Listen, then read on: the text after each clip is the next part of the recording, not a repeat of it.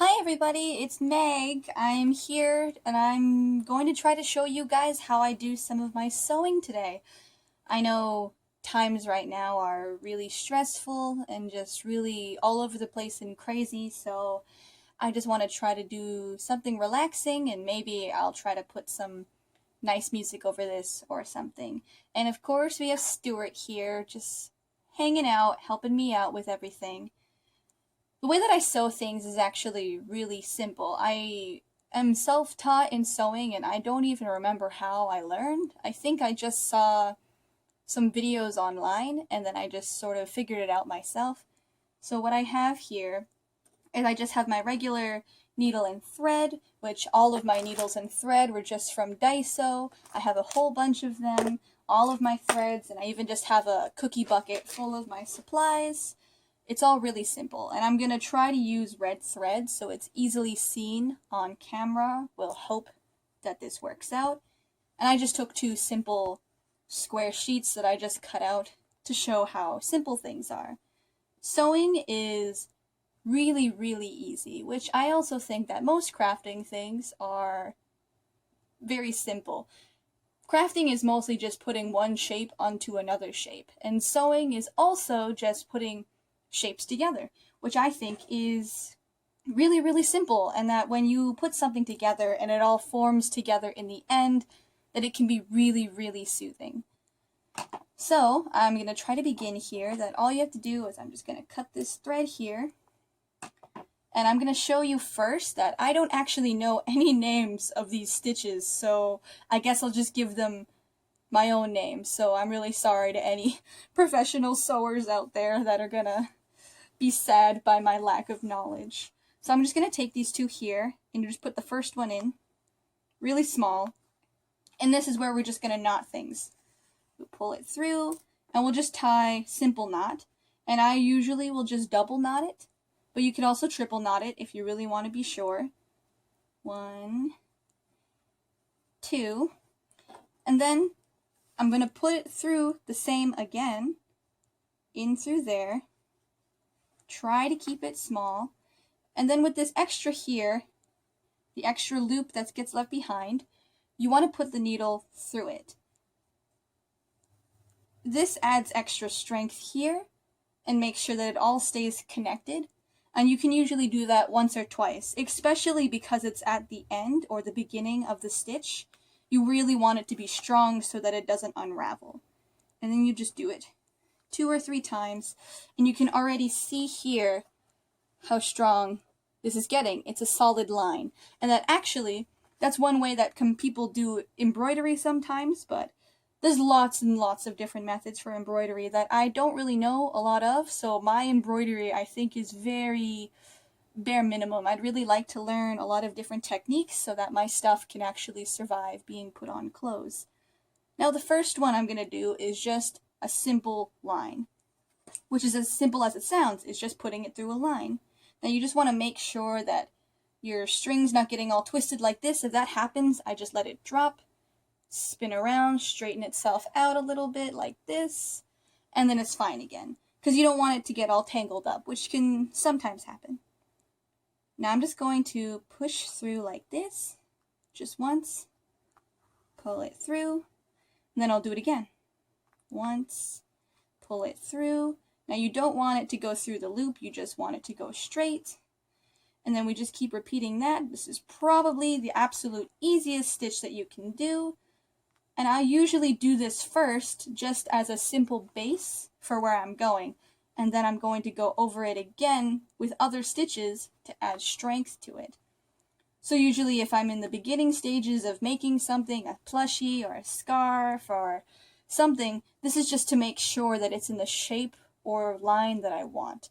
And then that way if you need to get rid of it, you can just cut and just pull it out very easily.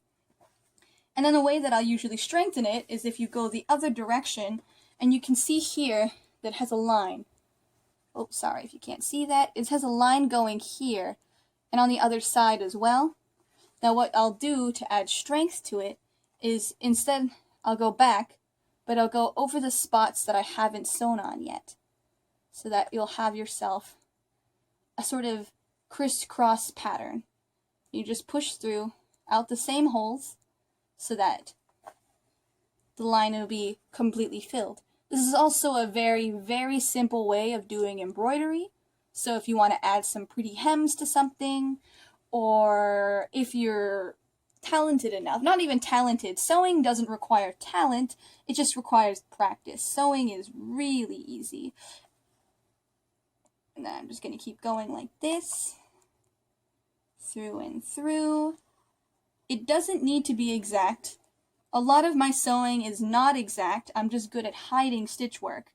But if this is on the outside of what you're doing in a pretty hem, then you're going to want to be as close to the exit holes as possible so that it looks seamless. But that does take a little bit of focus and practice, so don't be sad if you can't get it right away. And now see here you have a perfect line going, and that's just with a straight stitch. Straight through, nothing else. It's pretty solid. And then, when you look on the inside here, you can't see very much, but if you look really closely, which maybe you can't see on camera, you can see the stitches coming along in here.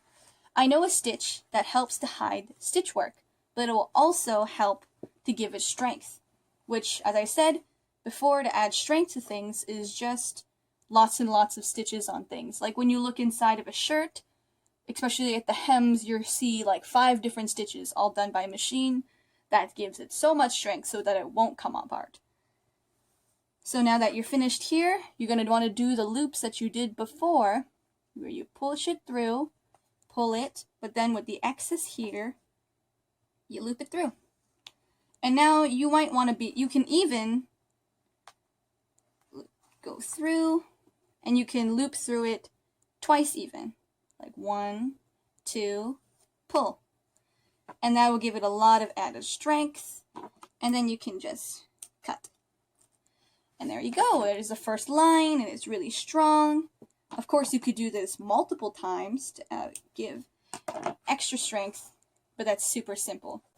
Well, things kind of cut out there for a second, so I'm going to try to do this in small parts, and hopefully Twitter and Facebook won't hate the quality or the length. I'll try to figure that out. It's the first time I've ever done something like this, but I really hope that you guys will enjoy it, and I'll show you guys how to do the other stitches and parts, and that's really it. Hopefully I can make this a nice video.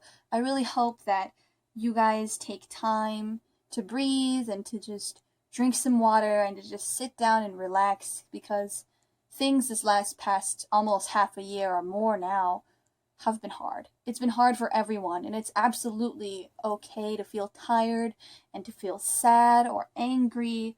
You're absolutely allowed, and just always remember to take care of yourself and to be kind to other people, especially now. And that with no matter what happens, in the end, good people will always care and listen to you, and to try to be a good person yourself for others and for your own sake. Everything's going to be okay, eventually. So, always look out for each other. I just realized I never thought of an outro. Should I steal one? What was his, Until then, Pokey fans. Gotta catch 'em all. No, I don't want to be sued. I'll think of something. Until then, next time!